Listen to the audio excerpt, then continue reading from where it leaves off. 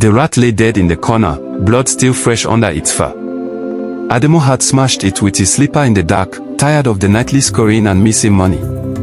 He didn't know he had just killed his landlord, Mr. Okon, the man who owned the houses, and also, somehow, the rat that stole from them. Welcome to African Folktales with RAWBET. Your best folktales channel ever. Please enjoy this mind-blowing story. And don't forget to subscribe. Let's go. Mr. Okon was 70 years old. He lived alone in a big compound in the heart of the Efik Kingdom, a quiet place filled with families, students, traders, and workers.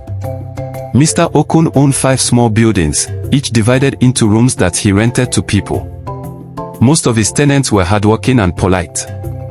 They respected him and paid their rent on time. But strange things always happened in Mr. Okon's compound. At night, tenants complained about missing money. Not all their money, just a few notes, 500 Nigerian nairas here, 1000 Nigerian nairas there. At first, people thought it was their children playing tricks. Later, they started blaming each other. But nobody ever caught the thief. And the doors were always locked. Mr. Okon acted concerned whenever someone complained. He would frown and shake his head, saying, "This world is full of wicked people." Then he would advise them to be careful and to lock their doors well. But nobody ever suspected Mr. Okon. How could they? He was old and quiet. He walked slowly with a cane. He greeted everyone politely. Nobody imagined that he was not just their landlord, but also the thief haunting their nights. What no one knew was that Mr. Okon had a dark secret. When the sun went down and the moon came up, Mr. Okon didn't sleep. He changed, not in mood or clothes, but in body. He turned into a rat. When Mr. Okon transformed into a rat, he didn't feel old anymore. His bones didn't ache, and he could run fast. As a rat, he was brown with a patch of white fur on his back, a mark that matched the scar he had in human form. Every night, he left his small house through a crack behind his wardrobe and entered the tenants' rooms through the holes in their walls. He was clever. He never took too much money. Just a little. Just enough that they would doubt themselves or suspect someone else.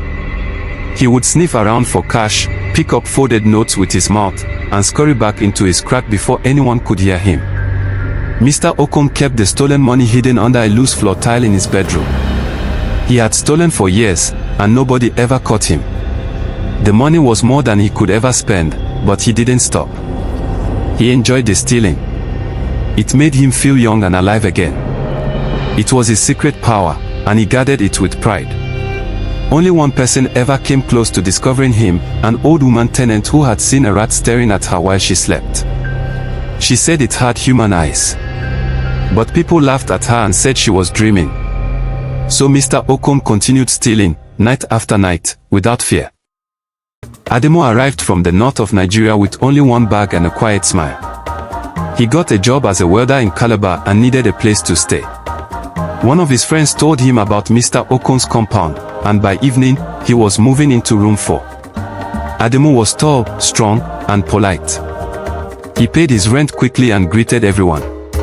He kept his room clean, cooked his own food, and didn't talk too much.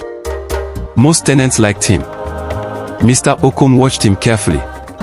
New tenants always made him nervous. Some people came with charms or strong prayers. But Adamu seemed ordinary. Mr. Okon was happy to collect his money and move on. That night, Mr. Okon turned into a rat and crept into Adamu's room. He moved slowly, looking around. There was a black wallet on the floor beside the bed. He sniffed it. Inside was some money. He pulled out one 500 Nigerian nairas note with his teeth and ran back. Adamu turned in his sleep but didn't wake up. The next morning, Adamu noticed the missing note. He frowned. He was sure the money had been complete. He counted again. Still short. He searched his bag, checked under the bed, but found nothing. He didn't say anything. He just watched. After 3 nights, Adamu was sure. Every morning, one note would be missing. Nothing else. No phone, no clothes, no food. Just money. He didn't have children, and he always locked his door. The window had a screen. There was no sign of forced entry. Yet money kept disappearing. He asked his neighbor, Basi, if he had ever noticed strange things. Basi laughed and said, "My brother, since I moved here, money disappears from time to time. We think it's rats or maybe spirits." "Rats don't steal money," Adamu said quietly. Basi shrugged. "Maybe these ones do." That night, Adamu didn't sleep. He turned off the light, laid down like usual, and waited. Around midnight, he heard the sound, tiny claws moving on the floor. Then a pause. Then more scratching. He opened one eye slowly. A rat. But not just any rat. It was big, too clean, and it had strange white fur on its back. The rat was pulling his wallet. Adamu sat up fast. The rat froze, dropped the wallet, and ran under the door. Adamu's heart beat fast. That was no ordinary rat. The next day, Adamu bought a rat trap and some glue pads. He placed them in the corners of the room and near the wall crack. But the rat never came that night. Or the next. It was as if it knew. Adamu didn't give up. He started keeping his money inside a tin box with a lock. Still, he wanted answers. Why would a rat want only money? And why did it look so strange? He remembered the mark on the rat's back. That small patch of white fur. It looked like a scar. He had seen a similar scar before on Mr. Okon's left arm. Adamu began to watch the landlord more closely. He noticed that Mr. Okon never came out early. He always looked tired in the morning. And every night, his lights were off by 9 p.m., but nobody saw him sleep. Something didn't feel right. More tenants began to complain. Rose in room 2 said she lost 1,000 Nigerian nairas 3 times. Emeka in room 3 said his envelope of savings was short. Even Mama Ijeoma, the old trader, swore she kept 3,000 Nigerian nairas in her wrapper, but only 2,500 Nigerian nairas remained. People became suspicious. They started locking their money in cooking pots or hiding it under pillows. Some thought it was one of the children. Others thought maybe someone had a key to all the rooms. Nobody suspected Mr. Okon. When the tenants complained to him, he sighed and said, "Evil people are moving among us." He advised them to pray and be careful. But at night, he laughed quietly to himself, knowing it was all him. Only Adamu stayed quiet. He didn't complain. He just watched. One night, Adamu left some money on the floor, 2,000 Nigerian nairas folded neatly, and laid down pretending to sleep. Hours passed. The clock ticked slowly. Then he heard it. Scratching. Movement.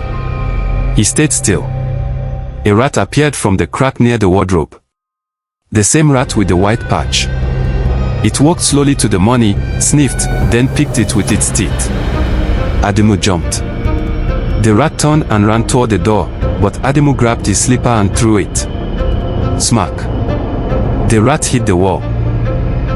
It squealed, shaking, then stopped moving. Adamu stood up slowly, breathing hard. He walked closer. The rat was dead. Adamu picked up the rat with a stick. He looked at it carefully.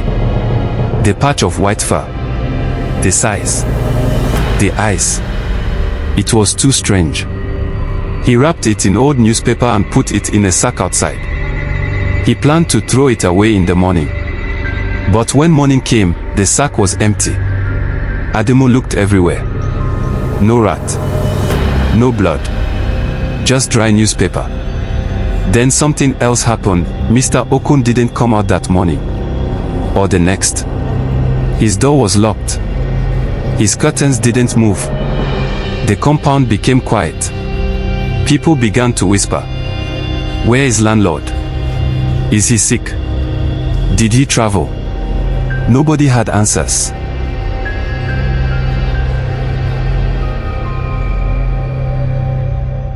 By the third day, a bad smell started coming from Mr. Okon's house.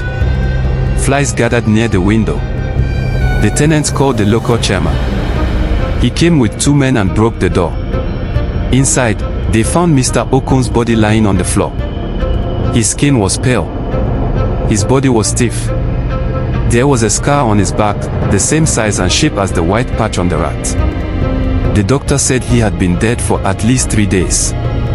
Adamu didn't say a word. The news spread quickly. Mr. Okon was dead. Tenants gathered outside his house, whispering and covering their noses from the smell. Some cried. Some just watched in silence. A few prayed. The police came, asked questions, and took notes. They checked the house but found nothing strange, except for the floor tile that was loose. When they lifted it, they found bundles of money, wrapped in old wrappers and plastic bags. Thousands of naira. All stolen. Why would an old man hide this much? One officer asked. Nobody had answers. Nobody could explain how the man who owned the buildings ended up dead and rotting in his own house. Nobody except Adamu, and he kept quiet. Mr. Okon's family was called. A niece came from a nearby town to arrange the burial. She said she hadn't seen him in 5 years. She was shocked by the money they found. She didn't even know he had property. The body was buried quickly. People didn't want to talk about it too much. Everyone just wanted to move on. The compound was quiet for days. But Adamu couldn't rest. He kept thinking about the rat, the transformation, the missing sack, the way the body appeared after he killed the rat. He couldn't sleep well. The image of the rat dying wouldn't leave his mind. Adamu went to the village where Mr. Okon grew up. It was a small place, quiet and dusty. He asked around, pretending to be a friend of the family. An old man finally agreed to talk. Okon, the man said, chewing on a stick. Oh, that man, he was strange since he was small. Never liked to play with others. Always alone. Did he ever learn anything special? Adamu asked. The old man narrowed his eyes. His mother was a herbalist. People said she did charms. Okon used to sit with her at night, watching everything. Some said he learned how to disappear. Some said he could turn into animals. Adamu listened without blinking. Do you believe that? He asked. The old man shrugged. This world is deep. That night, Adamu had a dream. He was back in his room. The rat was alive again. It ran across his floor, climbed onto his bed, and looked him in the eye. Then it spoke. You took what I was. Now you carry it. Adamu woke up sweating. His hands were shaking. He looked around his room. Nothing moved. But he felt something. Like something had changed inside him. He couldn't explain it. But he knew something was wrong. The next day, Adamu noticed something strange. His ears were sharper. He could hear people talking from across the compound. He could smell things stronger than before, even food from 3 houses away. He brushed it off. But at night, his nails itched. His skin felt tight. His eyes became sensitive to light. He kept drinking water, but still felt dry in the throat. He looked at himself in the mirror. His pupils were smaller. Almost like a rat's. Adamu started to panic. Around midnight, Adamu woke up on the floor. He didn't remember falling asleep. His bed was untouched. His wallet was open. His room smelled different, like he had been crawling around. He checked his hands. Dirt under his nails. He checked the walls. Small scratch marks near the door. He didn't know what was happening. He washed his face and sat on the floor. He was breathing fast. Then he saw something in the mirror, just for a second. His face, but with whiskers. He screamed. The next morning, Adamu went to the market. He found a traditional healer under a mango tree. The man was old, with grey beard and sharp eyes. Adamu explained everything. The man nodded slowly. You have inherited something. The spirit of a shape changer. When you killed him, it passed to you. Can you remove it? Adamu asked. It depends. But this kind of spirit doesn't go easily. It will test you. If you use it, it stays. If you fight it, maybe, just maybe, you can break free. Adamu went home with herbs and instructions. But deep down, he wasn't sure if it would work. That night, Adamu sat with the herbs burning in a bowl. He followed the healer's instructions. He stayed awake, repeating the chants. But around 1 a.m., his head began to spin. He blacked out. When he woke up, he was outside, near room 2. His feet were bare. His fingers scratched. His mouth was dry. He looked down. A 1,000 Nigerian Naira's note was in his hand. Adamu cried.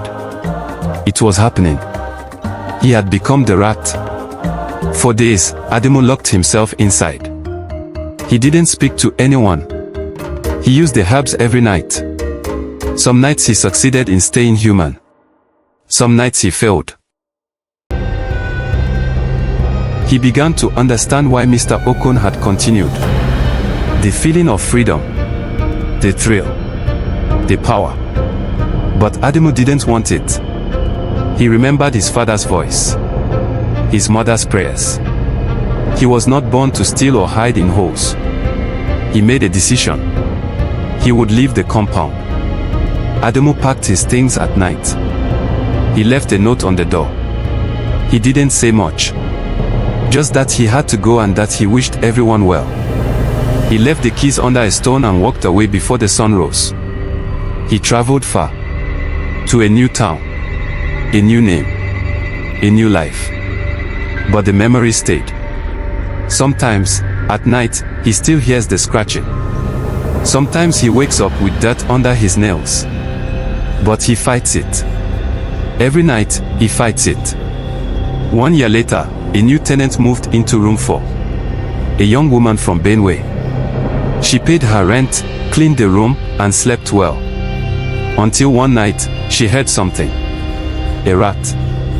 Big. Clean. With a patch of white fur on its back. She screamed. But it was gone.